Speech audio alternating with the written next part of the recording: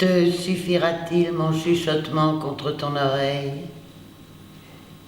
Donne ta main, serre bien la mienne.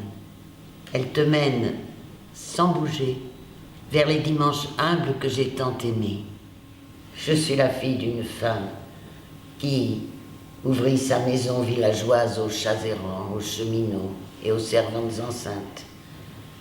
Je suis la fille d'une femme qui 20 fois, désespérée de manquer d'argent pour autrui, courut sous la neige, fouettée de vent, criait de porte en porte chez des riches qu'un enfant près d'un âtre indigent venait de naître, sans l'ange, nu, sur de défaillantes mains nues.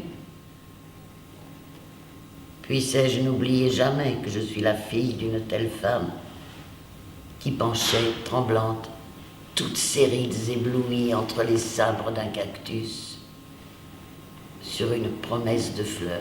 Enfin, ma mère, ma très chère Sido, athée, n'allez pas à la messe de minuit. Rendez-vous comme celle du dimanche des familles bien pensantes et de quelques châtelains qui s'y rendaient en landau fermé. Elle craignait pour moi la froide église aux clochers foudroyés, ses courants d'air, ses dalles fendues. Ne craignait-elle pas d'autre charme?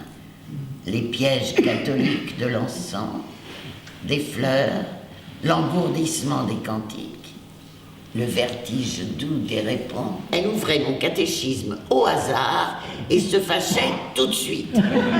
Oh, que je n'aime pas cette manière de poser des questions. Qu'est-ce que Dieu? Qu'est-ce que ceci? Qu'est-ce que cela? Ces points d'interrogation, cette manie de l'enquête et de l'inquisition. Moi, je trouve ça incroyablement indiscret. Et ces commandements? Donc je vous demande un peu, et qui a traduit les commandements en un pareil charabia?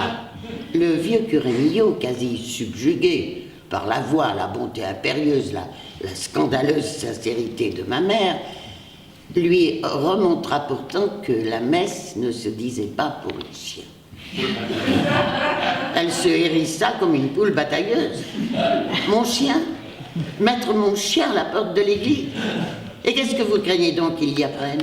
Il n'est pas question d'un chien qui est un modèle de tenue. Un chien qui se lève et s'assied en même temps que tous vos fidèles.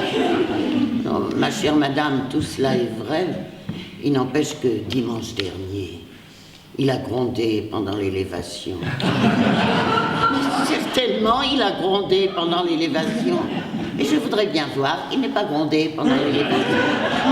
Un chien que j'ai dressé moi-même pour la garde. Il doit aboyer dès qu'il entend une sonnette. À l'âge où l'on lit à peine, j'épelais goutte à goutte des bordeaux rouges anciens et légers, d'éblouissants icônes.